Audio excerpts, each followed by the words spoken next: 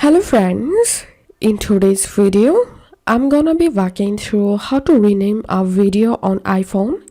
First of all, tap on Photos, open the video which you want to rename, tap on the share button to the bottom left corner,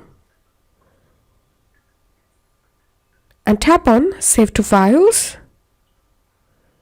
And here you'll find renaming options. All you have to do is just tap on the rename box and you can change the name of the video and tap on Done, and tap on the folder where you want to save the video and tap on Save to the top right corner.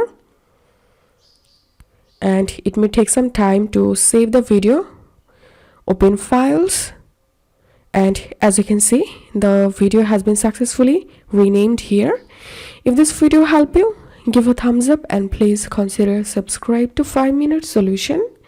Thank you for watching.